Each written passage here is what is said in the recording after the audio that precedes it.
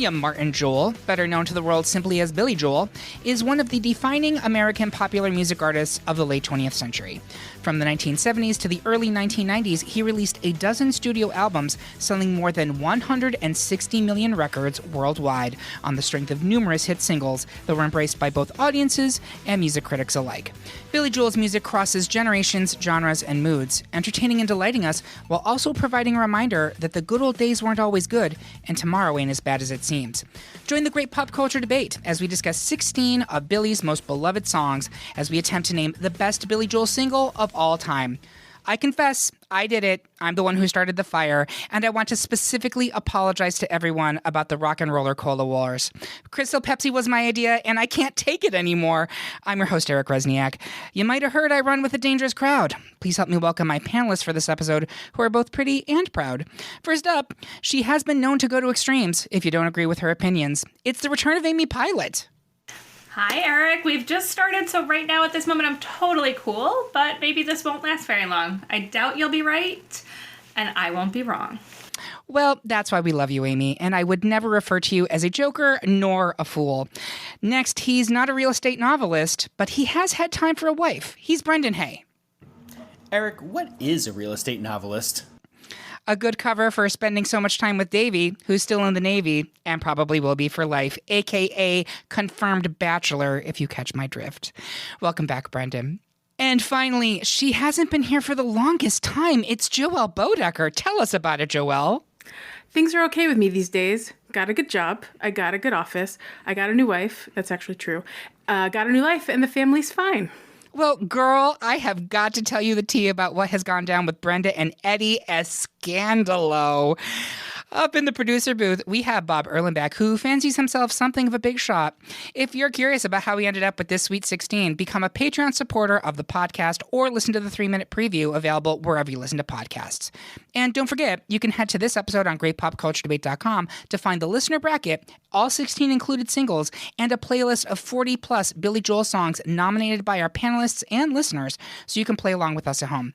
With that out of the way, let's splash into the river of dreams and head into these debates. First up, our panel is evenly split between ultimate number 1 seed Movin' Out, a.k.a. Anthony's song, and 4 seed The Longest Time. Amy, please give us an impassioned argument for Movin' Out, but don't work so hard that you give yourself a heart attack.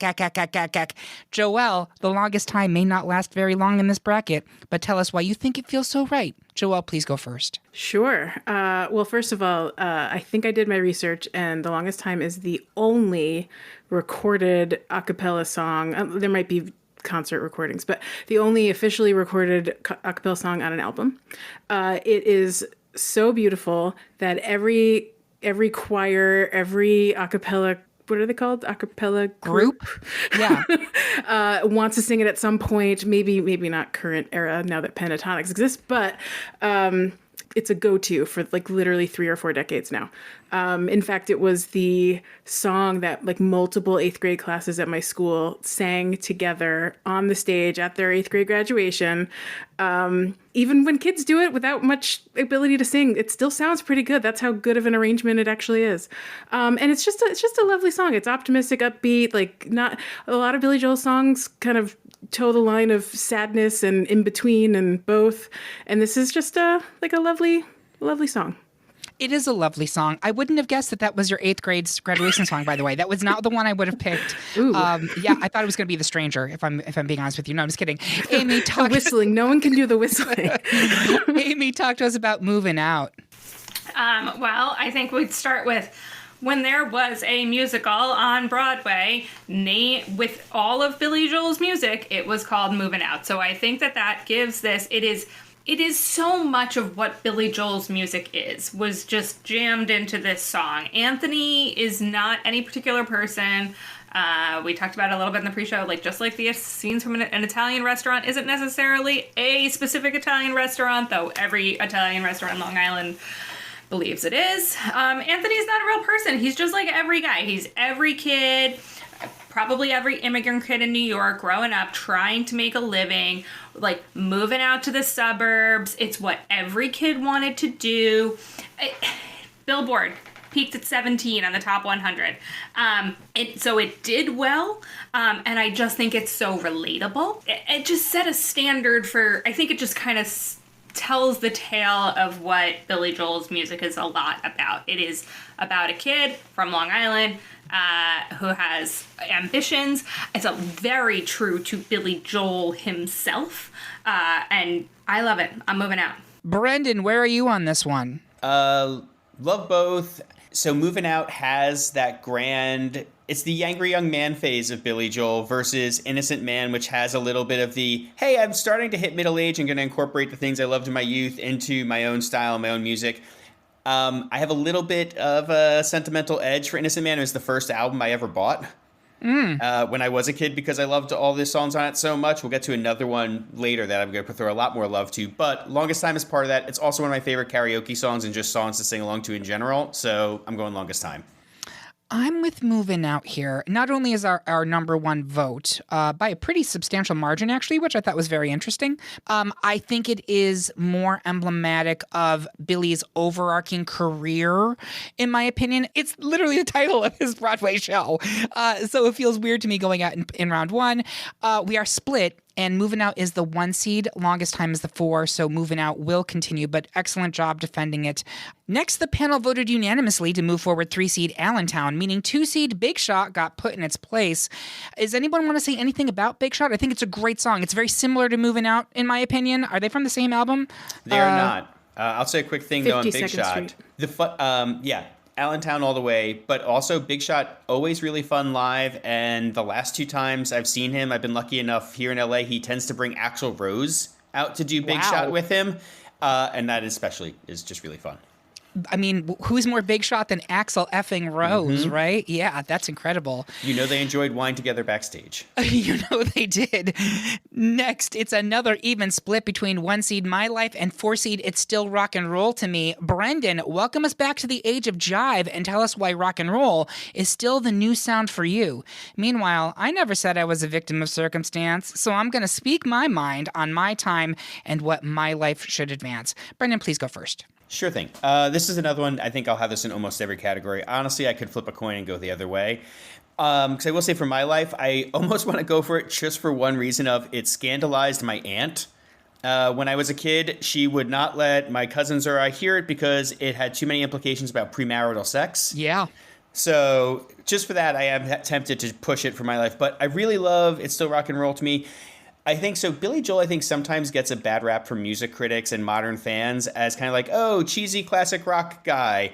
But in a lot of his music, there's the great emotional complexity that's already been alluded to, especially where it's like upbeat song, really dark, sad, bummer lyrics. But also on It's Still Rock and Roll to Me, he actually always kind of embraces the new sounds that come up. Like it is, and this is a song of him like contending with new wave and punk and everything that was kind of going on at the early 80s and finding a way to merge little bits of it that work with him and also find a through line to connect to. And I think that's just really cool. Plus, it introduced me to what a Beau Brummel baby was, and I think we all should know that at some point in our lives. What is it? I don't know. I was listening to the song the other day, and I don't know. All right, highly fashionable young man, based on Beau Brummel, who I forget what century goes back to, but kind of like a very foppish, almost Victorian type lad. But the term still hung around as like somebody of high fashion. This is news you can use. This is the great pop culture debate right here, dropping facts for you. That sounds like a Long Island thing. I don't know. I love it. I want to be a Beau Brummel baby. That's my new Look, goal in life. We can all have goals. Long Island culture is the world's culture. It is. It's true. Thank you. Great argument. And also, I could honestly go either way in almost all these songs. We mentioned this in the warm-up, but limiting Billy Joel's catalog to 16 is impossible to begin with. And a lot of his best songs weren't even singles, so they weren't even open for this category. But God, what a catalog. My Life. Instrumentally, it feels different to me than many of his songs that came before this, and yet it's so much a fit for the album. It was on 1978's 52nd Street, which also included Honesty and Zanzibar. The synth and the electric baby grand piano really almost predate those 80s sounds you were just talking about, Brendan. He was actually almost ahead of the curve. Lyrically, I think just about everybody else can relate to My Life. It's that big middle finger to anyone trying to force you into pre-planned rail and that innate hypocrisy that comes with that, typical middle-class adult existence, right? Hit number 3 on the Billboard Top 100 and number 2 on the adult contemporary charts.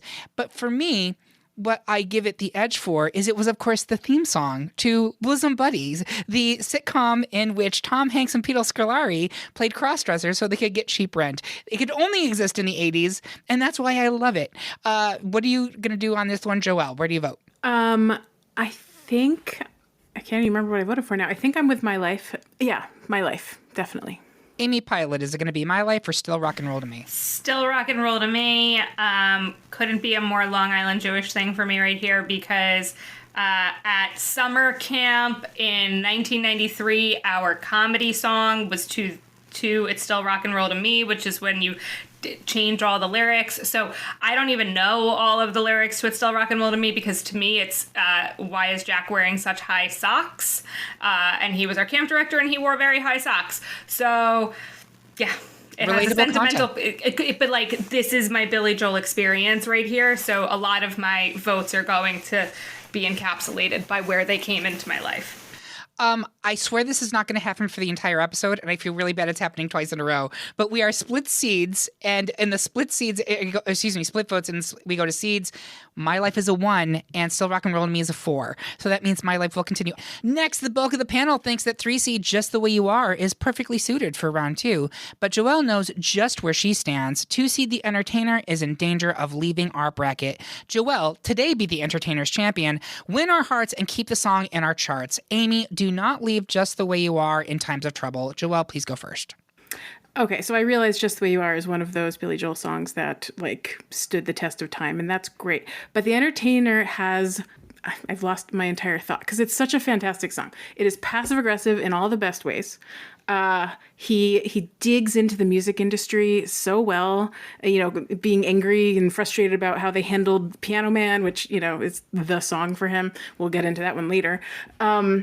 It has the lyrics, like the one line about so they cut it down to 305. It's a hit, but I was gonna say I'm happy to piggyback on something you said also, because besides loving, I'm still going with Just the Way You Are because I think in the grand, this is one of those personal preference versus grand picture, and Just the Way You Are I think has to carry through, like you said, it's become the timeless standard.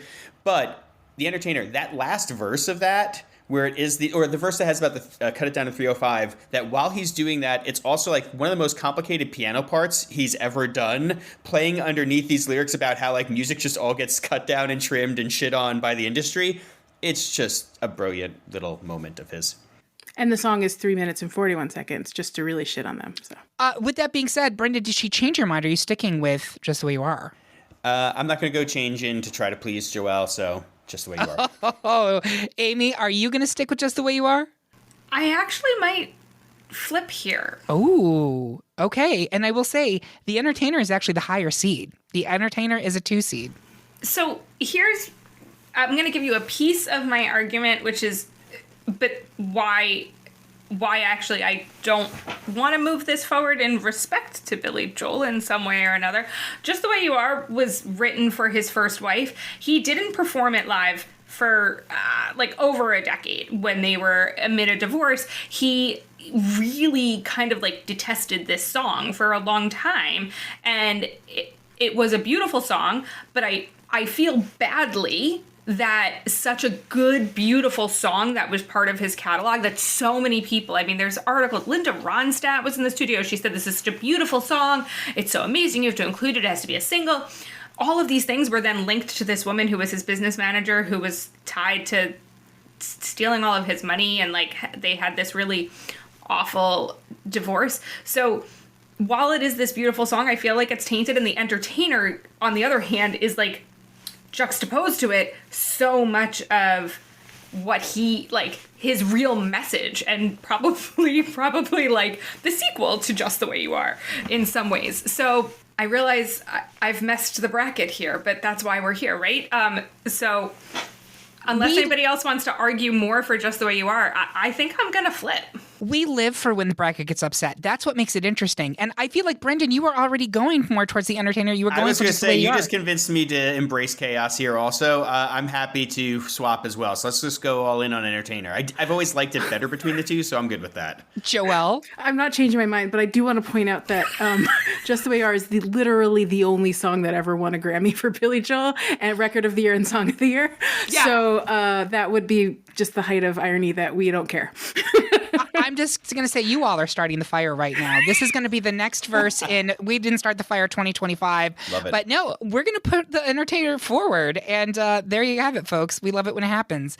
Next, the panel is keyed up for a unanimous decision for 1-seed Piano Man, which meant that it was all too much for 4-seed Pressure. But Brendan wanted to speak briefly on Pressure. And for the record, I will accept Peter Pan advice. Brendan, the floor is yours. That's good because I have it for you. Great. No, I love Pressure. It, again, up against any song that is not literally the nickname for Billy Joel, I would probably vote Pressure. In part because it is a song that honestly stresses me out still to this day. All these years later, I love how intense that gets for him. Also, the music video creeped me out a lot as a kid, which, if you ever see it, it's kind of a weird, for Billy Joel, abstract, dark video. So, I miss it. Yeah, it is a song that sounds how It's musical anxiety. Yes. Like it's what I think anxiety sounds like in my head. And I'm so glad you said that exactly because I was right there. And this is making me realize we need a top 10 songs with the word pressure in it. And I think this would chart very highly in that. So thank you very much. We will still be moving Piano Man forward. Next, the majority of the panel wants to keep living in the white bread world of 3-seed Uptown Girl, while Joelle may have to accept defeat for 2-seed And So It Goes. Joelle, you're the one who knows why Goes should advance here. So please speak to us in cautious tones. Brendan, show these kids how we do things downtown as you defend Uptown Girl. Joelle, please go first. And So It Goes is a song that you have to sway to. It's the song that lighters come out, or whatever they are now, phones, in the concert. The year that this came out, so this was on Stormfront. By the way, Stormfront, as mentioned in the pre-show, is like one of my favorite Billy Joel albums. I know it's not well known to be one of the best, but whatever, bias. But yeah, And So It Goes is the only representation on this bracket from it. So I do want to point that out and hope that Stormfront goes a little bit further. One of the things that I thought was very interesting is the year that this song was nominated for a Grammy, he actually won the Grammy Legend Award for 1991. He didn't win it for anything for this song, but he won the Grammy Legend Award before he actually finished his career, which I think is kind of a weird curse to That put on is somebody. weird. That's a very early date for It made somebody me to get uncomfortable when I this. read that. I was like, it's 1991. Like, he was only 20 years into his, like, now 40-something year career, so not cool. River of Dreams hadn't even come out yet. Right, this Right, was 2 years before River of Dreams. I mean, how to be fair, he strange. retired in another 3 years. Right, I mean, he did, but he wasn't done yet. Like, Yeah. The other thing to just add to all of this is that a few years ago, last year, someone asked Billy Joel what his definitive song was. And obviously everyone would think he meant Piano Man. But he said And So It Goes, which I thought was very interesting. Like, oh, okay, this is his, maybe that's just his mood, his 2024 somber mood. That's interesting. Great defense. Amy, are you sticking with Uptown Girl? Yes, absolutely. Brendan, are you sticking with Uptown Girl? I am. I'm happy to give the argument, but I can also save it. You will pry Uptown Girl from my cold dead hands. Nothing against And So It Goes, but this song gave me so much joy as a young gay boy. I can't even explain it. Maybe it's because Christy Brinkley was so pretty in the video. I don't know. But I love it, and I will love it to the day I die, and we will be. But great job defending And So It Goes. It is a beautiful song. Brendan, you were going to say something? Just one fun thing also, I love this pairing because both songs were written about Elle McPherson. Yes, which I did not realize. And we'll get to that more when we get to Uptown Girl next round. But we will be moving Uptown Girl into round 2. One last unanimous decision in round 1 as the panel is pushing forward 1-seed Only the Good Die Young, meaning that 4-seed She's Always a Woman will have to take care of herself, even though she was ahead of her time. Finally, in round 1, the panel is split between 2-seed The Stranger and 3-seed You May Be Right. Brendan, tell us why we may be crazy to not push You May Be Right into round 2, but it just may be a lunatic we're looking for. I will argue that The Stranger isn't always evil, and he isn't always wrong. In fact, he makes for a fantastic song. I'll go first. So first, let's address this major issue. The Stranger was never released as a single in America. It was only released in Japan. That being said, it also charted in a few other countries. but not America. So that may weaken its position in this bracket. But I want to consider the song itself for just a minute. First, it is the least pop-sounding pop song on this list, I think. It opens with an almost classical piano line, Joel's signature whistle, which apparently is actually him whistling. And he was trying to demonstrate to producer Phil Ramone what he wanted it to sound like. He's like, just do that. We don't need another instrument. Just literally do that. And it goes almost a full minute before it launches into the full-bore rock track. It's astonishing.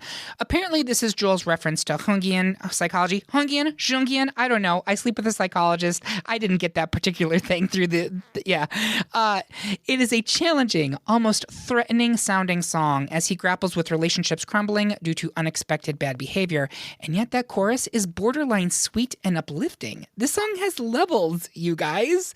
It is also the title track from his 1977 album that really broke Billy big. Of the 9 songs on it, I would argue that at least 7 of them are iconic to Billy Joel. 4 of them are also on this bracket.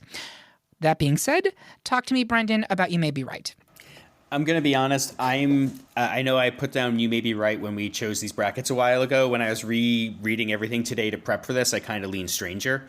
What I will say for the argument for You May Be Right, it is, I think, one of the most best blasts of adrenaline, one of his most rocking, fun song. I also think it's a great example, although there are better ones on this bracket, of his sense of humor. There is just such a self-depreciating wit throughout Billy Joel's music, and I think that's one of those things that contrasts really nicely with the beautiful piano playing. This is a time where he didn't really worry about beauty. It is just rough 1950s style rock and roll piano all the way through, and it is just a really fun song. It's especially another one that's always really fun live. That said, The Stranger is one of the creepiest, weirdest songs in his catalog in the best possible way, and I also give it an edge because I feel like somebody finally saw this in greater pop culture when it got used in Uncut Gems. Amy, where are you? Are you with The Stranger? Are you with You May Be Right? You May Be Right, and to Brendan's point, there is nothing like being, and I've lost count of how many times I've seen Billy Joel live. I'm going to say probably 8 to 10. And there is nothing like being in Madison Square Garden when those lights go out. Joelle, where are you going to go vote here? Is it going to be You May Be Right or The Stranger? I'm still with The Stranger. I guess you didn't know that already. I am with The Stranger. If for no other reason than the whistle, but there's so many other reasons. It sounds like it's going to go forward, so I might hold further comments for that. The funny thing is I was going to flip my vote here, and then I was going to say, do you feel betrayed? Why are you so surprised that you saw The Stranger? But if everybody else is flipping to The Stranger, I guess it's continuing to round 2. So that's the end of round 1. We're going to take a quick break to track down Captain Jack. I've been told he can get me high tonight. So we'll be right back after these messages. Good evening. I'm not Baba Wawa, and this is the Great Pop Culture Debate. In the ever-evolving landscape of pop culture, are you finding it difficult to keep up? The debates, the trends, the opinions? It can be quite overwhelming. But what if there was a way to stay informed, to be in the know, without having to wade through a sea of misinformation? I invite you to subscribe to the Great Pop Culture Debate newsletter, a curated collection of the most compelling discussions, the most insightful analyses, and yes, even a few controversial takes. Delivered directly to your inbox, it's your essential guide to navigating the fascinating world of movies, television, music, and more. Join us. Let us explore these cultural phenomena together. Subscribe to the Great Pop Culture Debate newsletter at greatpopculturedebate.com because, as we all know, pop culture, it matters. And we are back for round 2 of our best Billy Joel single debate. Before we get to the Elite 8, I would like our panelists to share their social media accounts, what else they're working on, and share any experiences they have had seeing Billy live. Amy, why don't you take it away? Sure. So you can currently find me, Amy Pilot, that's 2 T's, like an airplane pilot with an extra T, on Instagram. I just joined Blue Sky. I don't know what social media is going to be around in a couple of weeks or months. Yep. So find me where you find me. We could take a Billy ride together on Peloton. Amy Spins 83. There are quite a few. Jen Sherman has some great Billy Joel stories that she shares. And I have 2 really fun, I've lost count, probably 8 to 10 Billy Joel shows live. My first live Billy Joel experience was actually Billy and Elton face to face at the Garden. It was, talk about bringing things together. It was my dad and my to-be stepmom and me and my to-be stepsister having a fun family outing for the first time when we were teenagers. But, 30 some odd years later, where everyone's good, everyone's happy, and it all turned out well, better than Billy and Elton's relationship, actually. Yeah. And then a couple of years ago, or maybe more than a couple now, probably maybe 15, I was at the last play at Shea. But I wasn't really at the last play at Shea because I bought tickets to the last play at Shea. They sold out, and then he sold tickets to the next night, which was really the last play at Shea. Which is pretty heartbreaking. I had no attachment to Shea Stadium because I'm a Yankee fan, but I will say that listening to Only the Good Die Young up in the bleachers, I wish this was video right now. We were moving. There was movement in the stands. We were pretty sure we were going to die young. We felt that it was going to be symbolic, and we were okay with it because it would have meant that the people had bought tickets for the next night wouldn't get to go, and that we would be the last play at Shea. You were phase one of the demolishment plan. Yeah, that level of pettiness that you displayed there is why you are not good and you did not die young. That is how it all works out. No, those are amazing stories. Thank you, Amy. We could not do a Billy Joel episode without you. You are essential to it. I'm excited to be here. I've been plugging for this one for a while. Absolutely. Brendan, as another fellow Long Islander, where can people find you on social media? What else are you working on? What are your Billy Joel live experiences? Excellent. Mostly on Blue Sky these days, which is just BHAY at .bluesky.social. I might still be on Instagram by that point, Brendan Hay Writer. We'll see. In terms of things coming out, I just had a bunch of comic books come out recently. Have a short clown-centric horror story in Epitaphs from the Abyss from Oni Press and EC Comics that came out in March, and DC Horror Presents, and which is a Matter Eater Lad story, and a really fun Robbins rom-com in the Valentine's Day special from DC this year called Lex in the City. Also, sometime this spring, because I don't know exactly when this premieres and when it's going to officially be announced, but at some point this spring, the rest of Gremlins, The Wild Batch, Season 2 should be hitting Max. So if it is up by the time this is there, or just check that social media of mine. You'll find out. Watch it. It's really fun. It's great. It's great. Also great, Billy Joel. So I've seen him also, I think I've seen him either 7 or 8 times, and the first time was on the River of Dreams tour, which was amazing. Went with my whole family in a similar type of very Long Island experience going into the garden. Yeah, absolutely amazing. The 2 best shows, though, I'm going to say of his, I got to see him at NYU, where he did one of his stories and songs tours. So it was a room of maybe just 500 or so people, and he played some songs, but he also just told a whole lot of stories. It was delightful. I learned he's a fan of Beck there, which is something I still try to grapple with and try to picture. Also from around that same era, I was at the New Year's Eve 99 into 2000 show at Madison Square Garden, which is absolutely fantastic. Amazing. That's incredible. Was that NYU show part of... So I read that he reached out to the Beatles to get advice on breaking into the music business, and apparently they just sent him back some generic pamphlet, and he decided right then and there that if I ever make it big, I'm actually going to go to colleges and talk to people about how you can actually break into the music business. Yes, he shared that. Yeah. That's Billy Joel, right? That is incredible, and that's part of why we're doing this episode. So thank you so much for sharing those stories. Joelle, where can people find you, what you're working on, and your Billy Joel live experiences? I'm working on lots of crochet projects right now, so nothing really exciting that people can see, but it's exciting in my house. I'm just not sharing them.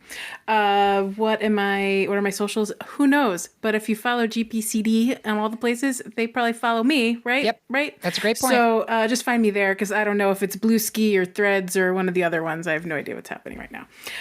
As for concerts, I was a late bloomer for Billy Joel concerts. I was an early bloomer for listening to Billy Joel, but money. I was preferring a very different, expensive band back in the early days of my youth, and I'm embarrassed by that, so I'm not even going to mention it. Fine, but Dave Matthews Band. We were all there. We all had that phase. Everyone on this channel. And then at some point, with I all thought the you were going to say Backstreet Boys. So. oh no, Amy was also there. So No, Bob was there. That's right. Amy was at the NSYNC concert. That's true. I wasn't either. I was at the NKOTB show that when they first toured again after all those years. Different thing altogether. Anyway, back to Billy Joel. So finally, in my fully adult in my 30s, my family and I finally started going to Billy Joel concerts together. In 2016, he came to Nats Park for the very first time in DC, and it was a monsoon that night, and we actually had to wait 45 minutes under the over thing because they wouldn't even let us sit in our seats for a while. His piano was soaking wet, but he had his electric fly swatter out, and we were terrified he was going to electrocute himself. And there were lots of umbrellas blocking my view. It was a very uncomfortable experience, but memorable. The second time was infinitely better. It was the first concert ever performed at Camden Yards in Baltimore. And since then, there's only been two others. Bruce was one of them, and there was one in between. I forget. And it was wonderful, beautiful July weather. It was hot as heck, but who cares? It was me and both my brothers, my sister-in-law, and we had the absolute greatest time. It was just, I don't even know how else to put it. We had great leg room. It was nice. We were on the floor. We weren't up in the stands, so that was cool. And he sang everything. He sang Summer Highland Falls, which I mentioned in the opening preview episode. You felt like he hasn't aged. His voice, I know it's a little more gravelier, but you can't hear it in that setting. All you hear, and he had so much energy. I'm like, to be that energetic at that age, it's incredible. We should all strive for that, to be that. I will confess I've actually never seen Billy Joel live. I am hoping to change that soon. Amy Pilot mentioned that I may be able to buy some tickets off of her to see Billy and Stevie Nicks, which would be incredible. That's two legends for the price of one. But the best place to follow the great pop culture debate is on Blue Sky at gpcd.bsky.social or at gpcd on Mastodon. You should also make sure to subscribe to our page on YouTube. We're posting original video content, but what you really need to do right now is sign up for our weekly newsletter, new every Tuesday at noon, that tells you about everything new in pop culture that week. Sign up by finding the link on this episode at greatpopculturedebate.com or via our link tree on any of our social media accounts. Now let's move into round two, because Vienna may wait for us, but that tour of the Soviet Union is arguably more pressing than ever. First up, in the Elite Eight, the majority of the panel wants to continue living here in 3-seed Allentown, but Amy may have to pack up for 1-seed Movin' Out, aka Anthony song. Amy, I have two questions. Who needs a house out in Hackensack? Is that all you get for your money? And also, why should Movin' Out move forward? I will explain that while they've taken all the coal from the ground, it's hard to keep a good man down. And don't I know it? So I'm sticking with Allentown. Amy, please go first. I'm not sure that I agree with myself. I mean, you may be right. Going back to the theory, the point that we had before, that when we talk about the musical that was made from Billy Joel's music, it was Movin' Out. Anthony's song is the epitome. It kind of just ties up in a bow so much of his music. At the same time, I really like Allentown, and it's kind of this rally cry, and it brings people together. So I don't. This is I told you, I'm coming into this as a much happier person because it's all Billy Joel, so everybody wins. Yep. It's not like the Disney villains. But if I'm probably not swaying anyone to Moving Out, and I'm okay with Allentown going forward. Okay, well, let me talk a little bit about Allentown, because we haven't really talked about it See at all if you turn anybody off. I don't know. There you go. I could do that. It happens all the time in my life. But so this is a story song for Billy Joel, right? It's almost a folk song, really, in which Billy is relating the very real scenario of what happened to the American manufacturing base post-World War II. This sounds like a terrible pop song, right? From that description. It sounds incredibly boring. But in fact, it's amazing. It's such a great song. It is a subject that Billy touches on a few times musically, including the Downeaster Alexa, which is about the fishing industry on Long Island. But I think Allentown is notable for being both political and yet super popular as a pop song. So I've been to Bethlehem, Pennsylvania, which is name-checked in the song as a place where they're killing time. Amy Pilot apparently went to college there. And let me tell you, in the 2020s, that community has still not recovered from the loss of the coal and steel industries. Contemplating the reality of the American dream is arguably more relevant than ever, even as a pop star. We haven't talked much about Billy's music videos, and I don't think he's a particularly strong music video artist, with a few exceptions. Uptown Girl, We Didn't Start the Fire. But Allentown made a big impression on me as a kid. The muscular, bare-chested, sweaty men working in a factory and taking showers was 100% a sexual awakening for me. Need we discuss the flamboyant, mostly naked man twirling a flaming baton in front of an American flag light sculpture at the end? Because it's there. Does any of this make it a better single? No. Do I still think of it fondly for that reason? I do. Joelle, where are you on this one? I just need to add to that Kenny Ortega choreographed that music video. And that Sure he did. And that explains a lot, I think, based on your description. This was the first time I've ever heard Billy Joel and like gay anthem being mixed together, and I'm here for it. Yeah, it is homoerotic. They have nothing to do with each other, but they're fantastic. Two great tastes that go great together. Yeah. It's beautiful. No, I'm with Allentown 100%. I didn't like Moving Out as much as anything in that part of the bracket anyway, so happy to see it. Adios. Brendan, is it Allentown or Moving Out for you? Allentown all the way. All right, so we are going to move Allentown into the final four. Next, I had absolutely no idea where the panel was going on this one because I did not see this matchup coming. It's 1 seed My Life versus 2 seed The Entertainer, and I'm just going to go around the horn here. Brendan, is it going to be My Life or The Entertainer for you? I'm going to go with The Entertainer. I think it is Billy's funniest song, and it's one of his, again, I love the piano on that song. Fascinating. Amy Pilot, is it going to be My Life or The Entertainer? The Entertainer. I think we got rid of Moving Out, which I feel like is very summation of Billy Joel. I think The Entertainer is also, so I'm going there. Joelle, is it My Life or The Entertainer? It's The Entertainer for me, too. I just think it works as this, like, response to Piano Man and its popularity, and it's hard not to love it. Musically, it's a bonkers song, right? I don't even know what the instrumentation of it is. I think it's just some version of a keyboard that's doing those songs, but it's wild. It almost verges into Elton John type of musicality, right? And they weren't friends at that point, to my knowledge. But like, I would throw a vote My Life just because I do think I don't want it to go out without 0 votes, right? But I have no problem with The Entertainer continuing into the final four, and so it will.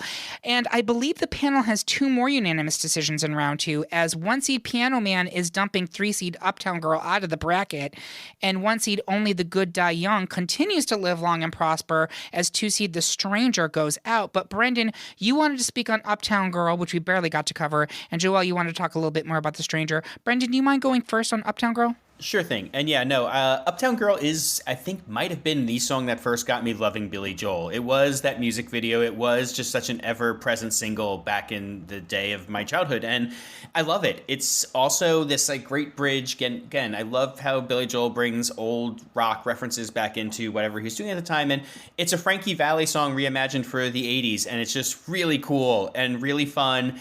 You put it on anywhere, at any party, everyone sings along. My 8-year-olds now absolutely love it, sing along. We went to see a Billy Joel cover band over the summer here in Burbank.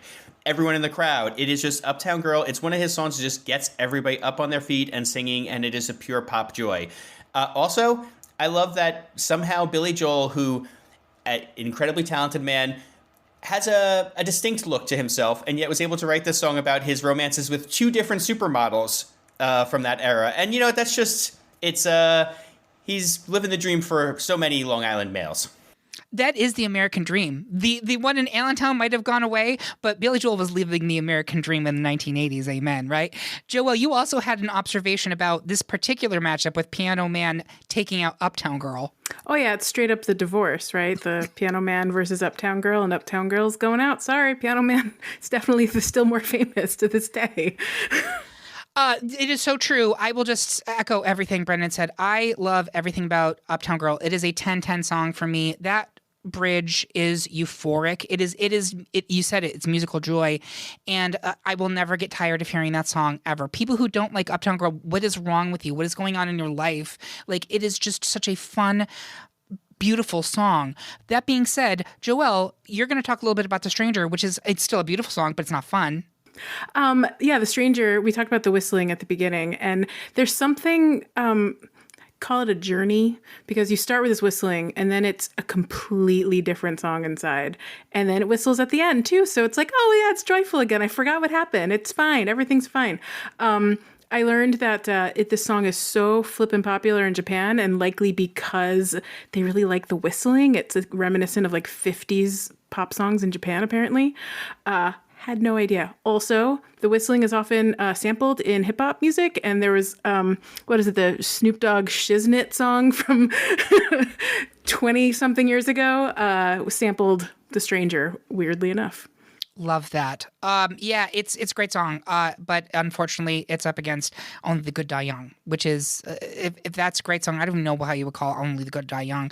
But that is it, folks. We have our final four. We're going to take a quick break before CBS cuts us off right in the middle of Piano Man, which is still crazy that they did that. We'll be right back after these messages. Welcome, seekers of knowledge, to the hallowed halls of the great pop culture debate archives. Are you yearning for deeper understanding of the cinematic universe? Perhaps a spirited discussion on the merits of 80s cartoons? Or maybe you simply wish to settle once and for all the age-old question, is cereal soup? Our extensive collection of episodes awaits you, each one a treasure trove of passionate arguments, insightful analysis, and the occasional, shall we say, spirited disagreement. From the epic battles of fandom to the quiet contemplation of artistic merit, you'll find it all within our digital stacks. So come explore our full library of episodes at greatpopculturedebate.com. Your quest for pop culture enlightenment begins here. And we are back with the final four of our best Billy Joel single debate. At this point in the show, I always like to take a step back and see if it shook out the way I expected it to.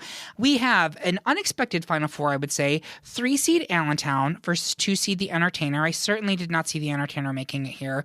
And then a little bit more obvious, 1-seed Piano Man versus 1-seed Only the Good Die Young. I see some shaking heads. Brendan, does this final four make sense to you?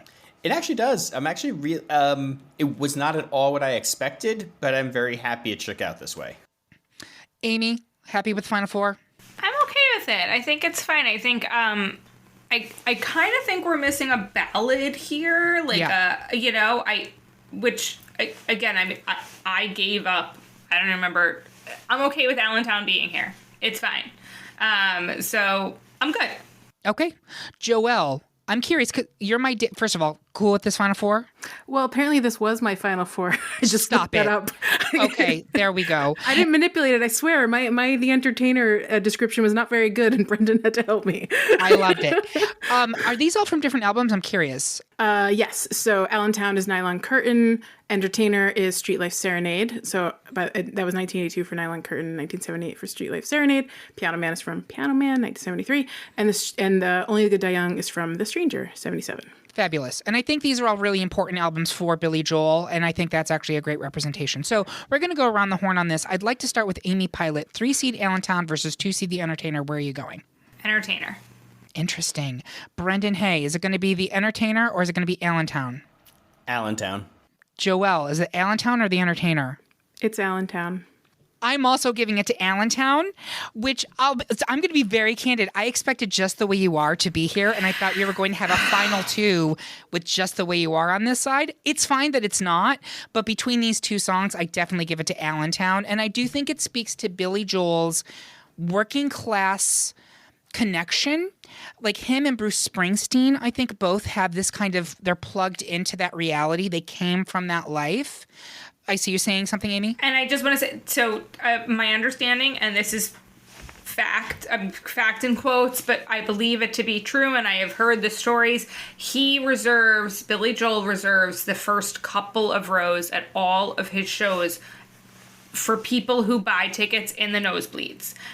So he does not believe that the highest bidder should be up front. He believes that the person who wants to be in the room. And I think that is for somebody who sold out Madison Square Garden for the point he said he was going to do it until he stopped selling it out. And I think he was like, guys, come on, this is ridiculous. I've had enough. Fatigue set in finally. Yeah. That's such a great point. I mean, I will say this for The Entertainer. Not only is it a song that's basically pointing out how stupid the music industry is, but this is a man who then went on to have massive smashes with songs that were way longer than 305. And would we have had those had he not called out the short-sightedness of it? So it's a very important song from a meta perspective, but I'm giving it to Allentown here, so that will advance to our final two. It is one seed Piano Man versus one seed Only the Good Die Young. We have barely talked about either one of these songs. So I would like to start, if I may. Joelle, where are you voting on this one? And do you have thoughts on either of these songs? So I think originally my vote was for Only the Good Die Young. And that was probably because of, when a song is so popular that you kind of like want to be a bit of a punk about it and not vote for it. Yeah. And I think that's what happened. I was like, oh, the Piano Man, it's dated, blah, blah, blah. Only the Good Die Young is clearly the better song. But when I actually was doing more research in this process, the Piano Man is just such a phenomenal song. The middle of the song has the drinking chorus, the la-da-dee-da, anyone, you don't even have to know any other lyrics to that song. The moment you hear that, you know what to do, and it's like an American classic, right? It's phenomenal. And then Only the Good Die Young, nothing wrong with it. Absolutely nothing wrong with it. But I don't think it is as important to the Billy Joel experience as Piano Man. Brendan Hay, is it Piano Man or is it Only the Good Die Young for you? Really tough call. I think everything Joelle said is correct. I do probably lean 51% to 49% on Only the Good Die Young. On the thing of when I mentioned earlier about You May Be Right, there's one other song that I think captures the wit of Billy Joel even better, and to me it's Only the Good Die Young. I think this is really one of his best cases of just this pleading that's both petty but also really driven by emotions. Could be horniness, not saying it's not, but just emotions and pettiness coming out in such a catchy way that's also again bringing 50s rock into, I feel like it's also his most 70s rock sounding song kind of together. There's a reason I've heard punk covers of this that are fantastic. It is a timeless song in its own right, Only the Good Die Young. And also, honestly, as somebody who grew up Catholic, this is the bullshit of growing up Catholic on Long Island captured to a T. So I don't know. I love Only the Good Die Young. Piano Man, though, if it went forward, I would not be mad. But Only the Good Die Young. I've heard that those Catholic girls, they start much too late. Amy Pilot, is it Piano Man or is it Only the Good Die Young for you? It is Piano Man. To Joelle's point, there is just, again, there's nothing like being in Madison Square Garden, and the lights go on, and everybody just sings word for word Piano Man. It is unifying. It's spiritual.